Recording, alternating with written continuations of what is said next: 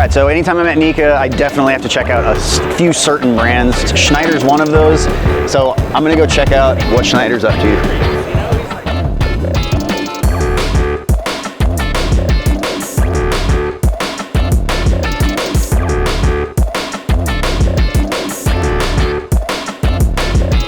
All right, Mr. Elliott, how are you doing today? Good to meet you. So what do you have to show off? What is this big behemoth? So this is what we call our Square D Easy UPS. UPS is an uninterruptible power supply. Okay. What this is a 3-phase UPS system. It's available from 10 to 40 kVA, and it's really for any variety of 3-phase power systems. So first and foremost, what is an uninterruptible power supply, or UPS? It's exactly what it says that it is in the name. If you have power and it's interrupted, the uninterruptible UPS provides power continuously, so your power is not interrupted.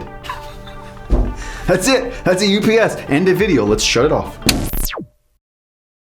No, okay, so uninterruptible power supply, the cool thing about it is similar to how like a generator would work. You would hook a generator up, you could have an automatic transfer switch that is monitoring utility power, and when a building loses power, that automatic transfer switch will start up a generator, but that takes time to start up, so you'll still lose power, but then you'll have power brought back online, and you can sit and use that generator power for as long as you have fuel for it until the problems with the utility get reconnected. Cool thing about uninterruptible power supplies is that you don't have that downtime of having to lose power and then start up a generator to regain it. It literally is like milliseconds, like fractions of a millisecond. These banks of batteries essentially are doing the same thing. They're monitoring that incoming power, and when they sense a loss of power, they immediately just flip over, and it's so fast that you don't even notice the transition. So while you might have things in the building lose power, whatever's hooked up to this UPS is still gonna have power. Okay. And then it's easy to maintain because it's a very simple system, and you can get it connected to Ethernet and monitor it remotely, and you can add on modular battery systems to it. But let's take a look down here at this wiring compartment, because this is really where most of the installation for the contractor is going to happen. So you're going to come in the bottom of this panel here. You could come in the sides if you wanted to, but not the top, because you don't want to interfere with these built-in breakers. So say you come in the bottom with a flexible conduit, you're going to come up here and just land on these lugs here for input from your power source. Okay. Output out to your load. So input here, output there. This is your, if you have an external battery connection, if you have another battery box, you bring those in here, you don't have to use that, and then you're grounding. So everything's just right here. It's super simple to install. So with external battery, do you guys have like a whole line of batteries that you do as well, or is that? Yeah, so we have the batteries, like I said, they're lead acid battery modules. So those are a SKU base, they're in stock. You basically we have a configuration tool. Your Square D distributor will be able to use the tool to size how many batteries you need. Yeah. And say you need 20 minutes of runtime, the tool will tell you, okay, you need 6 batteries to go inside, but you also need a battery cabinet, and put 5 to 10 more batteries in that cabinet. So it's a pretty simple tool. Now, what's cool about the commercial UPSs is that you can parallel them. So you can install multiple of these things and have like a huge bank of batteries so that you could have a much higher capacity. So like if you have a couple of batteries, that might get you like 5 to 10 minutes of uptime. So like if you notice there's a problem, it's like, oh crap, we need to shut everything down, save everything. We got like 5-10 minutes before we're gonna lose power, but at least it's not just like a catastrophic loss at one time. It gives you a buffer so that you can shut things down how you want to. You can kind of control that. But if you want, you can add banks of batteries too, like entire cabinets just full of batteries, so that you can add more capacity to one of these. Plus you can parallel each one of these, so you can really expand it so that you have hours and hours of backup power.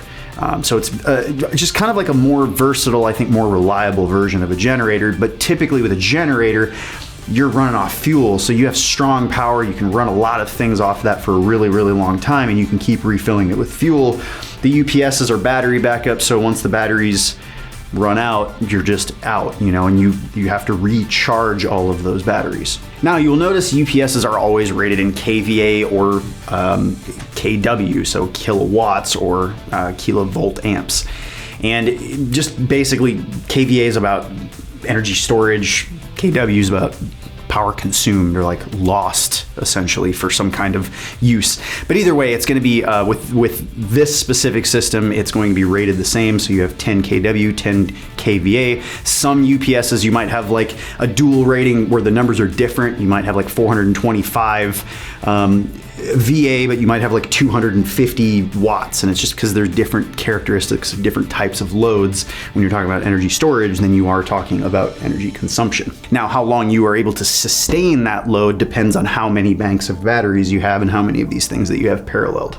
Now, one other really cool thing that a UPS does is, because it is isolating sort of a primary circuit and a secondary circuit, and you have a rectifier that you're going through and an inversion process where you're taking AC power in and you're rectifying it and taking only DC, and then you're re-inverting up to AC power. It isolates, so it allows for any sags, swells, spikes, anything like you would have kind of dirty power that's incoming to this unit. It provides you clean power coming out on the secondary side or on the the load side of the piece of equipment. And they call it easy for a reason. So a lot of these UPSs, you have to have like a very technical team and facility maintenance people that this is all they do is install these things, and they're big and crazy and have all this programming and stuff for remote monitoring and like tons of craziness.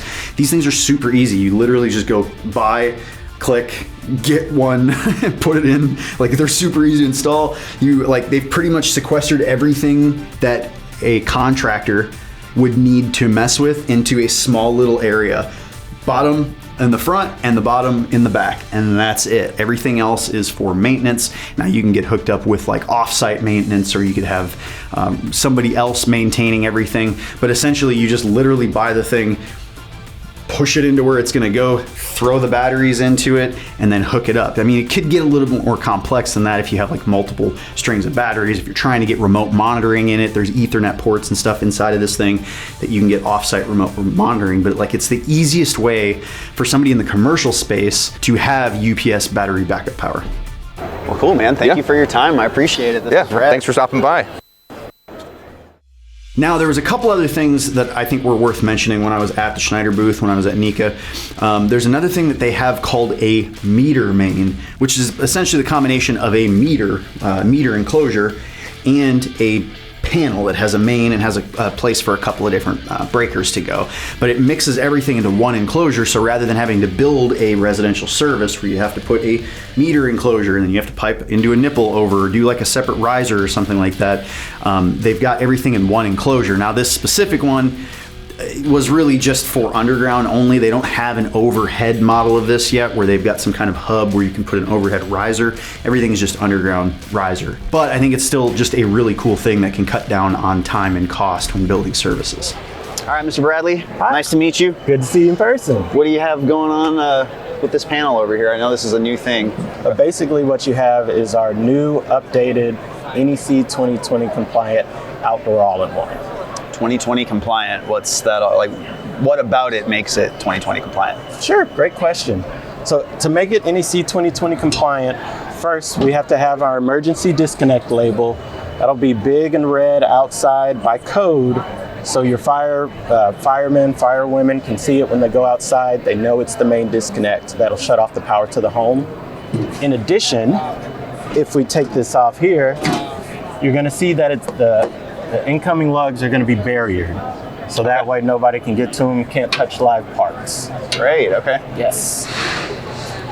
So for me, there's nothing else but that, right? Like, if I'm working on these, all I got to do is pull those out and I have access to the terminal. Right. You pull this part off, you're able to access your wires. It's going to be underground only, but as you see, you've got your utility section right here where your meter will go. We can even pop this off if you want to see it. Yeah, let's do that. This is 200 amp rated. Yes. Do you have different kits, or do you just change out mains if you have like a bigger or smaller service? So that's a great question. It will be able to go to smaller amperages. 200, 150, and yes, you can change out this main breaker. This is actually our Quam 2 breaker that's used in a lot of our other panels as well. Okay. So you're having the interchangeability. You can go between the main breaker panels to this if you require. Okay. A lot easier to stock this for contractors in their warehouses. So say I had like a 225, do you have to get an entirely different enclosure with a bigger bus? You'll be able to fit it on here. 225, even though this bus is rated for it, maybe not the 225, but 200, 150, 125, those different ranges. Okay. Kind of whatever we offer at your local distributor. So do you have, well, does this product expand up to higher, bigger services, or do you have any other products like this? Like if I have a 400 amp service or something like that? Right, so 400 amp is going to be a little bit different product, but this one covers most of the main needs. Okay. Just by changing out those breakers like we mentioned. That's so cool.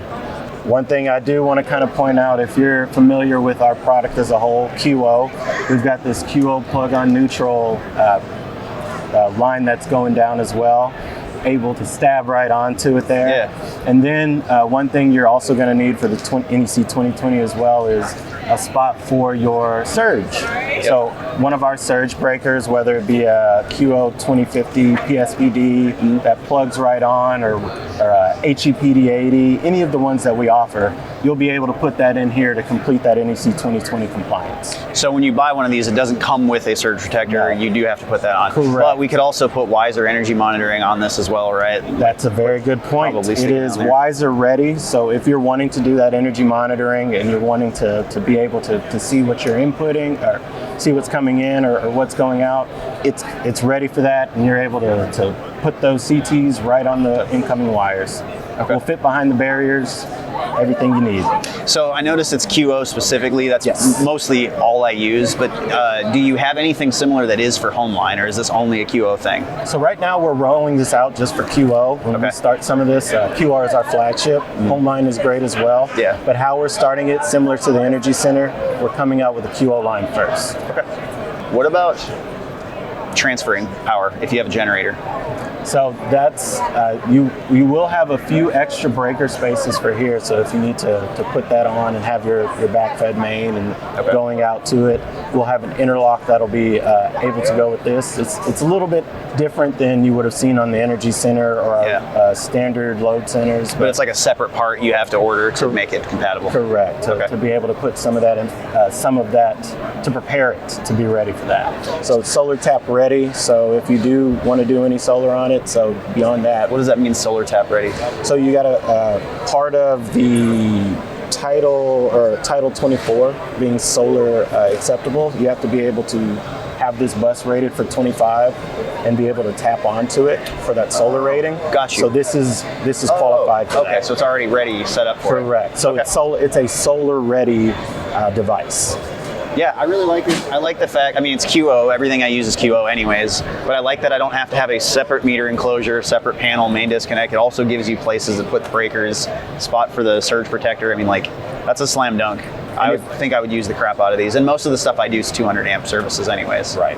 And if you're used to seeing our all-in-ones before, you've worked with them in the past, you'll notice this is a lot smaller. Yeah, it's real compact. This form factor is going to be a lot easier to fit on those one base studs, so it'll fit right on with that, as opposed to those other ones were a little bit bigger, a little bit more cumbersome to move. This one even I can lift. So this is underground only? Yes. This is not overhead? Correct. Okay. It's NEMA 3R rated, so the intention behind that is just making sure you're using your undergrounds to go front. That's interesting. Is there any hope or talk about dealing with overhead services? That's like probably 60% of America. It's something something that's being decided upon, but as for now, it's just going to be the underground only that we have. So you'll see like why this won't work with it outside, right? Just because of the way this interlock is located.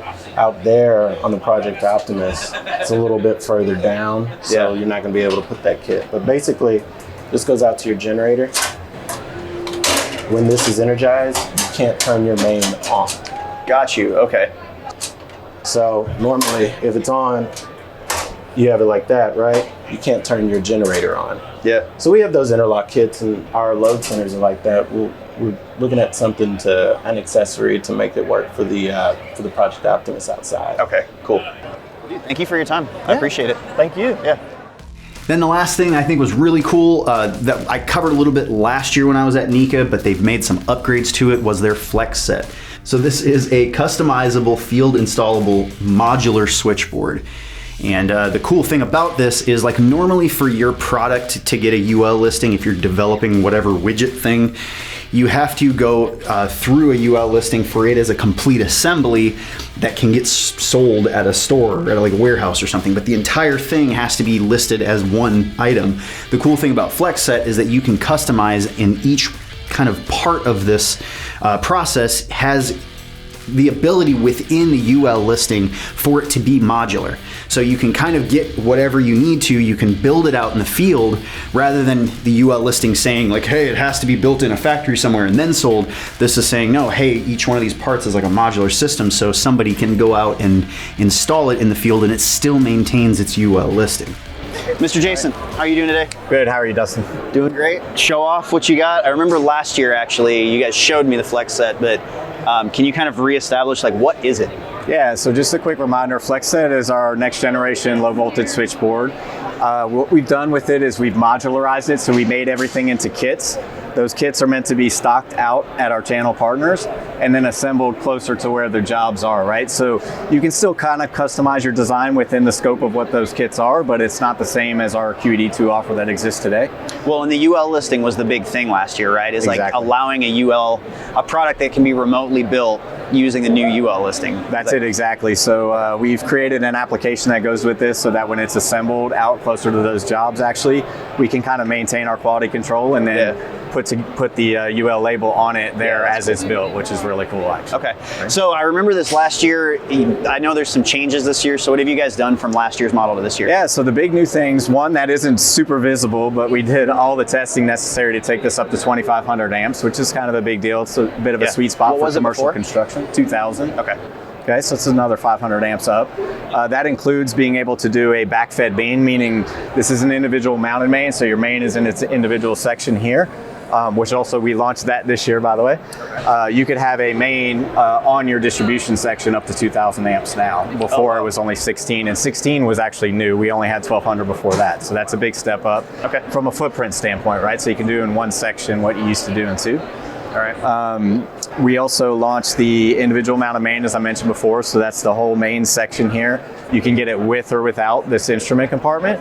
The instrument compartment is something new we've launched. This allows you to do several things, right? So you've got safety with your maintenance mode switch here, basically where you can turn your power off with the click of a button. You have your surge protection device, which is also a safety device, protects your equipment. And then you've got metering with the PM5000 series metering here. What we've done with this is we've made it really modular with a focus on ease of installation, right? So all of these things will come pre-configured and pre-mounted on these back pans so that you put them directly in place. There will be some pre-configured wiring at length to go along with this, and we've tried to make it as plug and play as possible for really rapid installation, right? That's really the idea here. Wow. So both from safety on the installation side to speed on the installation side, it's been a greatly simplified design there. Yeah, can you remind me, I see all of these. These are like it's a torque tool that comes integral with it, correct? Yep, that's something we call VisiTight, and VisiTight is just basically gives you a visual torque indication. So once you've torqued the bolt to the proper level, right, both the head and the red, I don't know what to call it, circle will fall off, right, basically. And we call it a shearing bolt, and basically it will shear off, and then it gives you a quick visual indication that everything has been torqued properly, right? Okay. The other thing I would talk about from a ease of installation standpoint is that you do have, instead of the instrument compartment, you do have an option to go with our iLine Enable, which we're also launching right now. It's a redesign of what we used to call our Smart Cell. And essentially with this, you have multiple options of what you can do. In this case, this is an ERMS, so it's a kind of like this maintenance mode switch here where you can turn off the energy or reduce the energy and avoid arc flash to be able to do some work on it. Wow. We also have connectivity, so we have a UPass version where you can add your gateway to this and communicate to our breakers and our other devices such as the ERMS, etc. Okay. And then as well, you can do metering through one of these. The beauty of these things is that you can retrofit them anywhere that I-line exists today. So if you have a panel in the field or a switchboard in the field and it's using I-line, you can install it just like a breaker. It just plugs right onto the stap, one ratch over, awesome. and it's in and it's on, and that's it. Okay. So that's one of our big launches this year as well. I see you got the new handles on as well. The indicator We do have handles. the VigiTrip handles, and I mean, if you want to see that, we can. I think I can trip one with my finger here, maybe, and you can see the light pop on. And basically, it gives you a nice visual indication that your breaker is tripped. So if you walk into a dark electrical room, you'll know right away which breaker it is you need to address. And that was something we launched a little bit last year, and we continue to launch up into the higher amperage frames coming later this year. Yeah, I think that's super helpful. Plus just the grip Even alone, hours, yeah. having to try to trip, these little handles before. Yeah, the grip is a nice thing, right? Makes it easier to manage. I think last year, from a contractor perspective, one of the things I think we've been getting the biggest feedback about, and I think it's important for us to talk about because we do spend a lot of time talking to contractors specifically on this, like what can we do better, bringing them in for voice of customer, showing them our ideas, right, to really try to make this for you. One of the big things has been the splicing of two sections, right? So normally you're splicing each phase independently. We hear about splicing arms getting lost or splice bolts getting lost or people having to crawl back in the section to get that last one together. Basically here with one simple maneuver, you can telescope the bus bridge and it connects the entire system together, right? So it's about 5 to 10 minutes max now to do what would take hours previously in our switchboard. So that was a big win for us and something we're hearing really good feedback on right now. All right.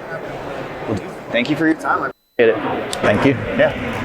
All right, so that was pretty much it for my NECA coverage, at least for Schneider. We've got several other videos that we're doing that are going to cover a bunch of different products and things that we saw when we were at NECA. So stay tuned. Love you, crazy people, and I'll see you in the next one.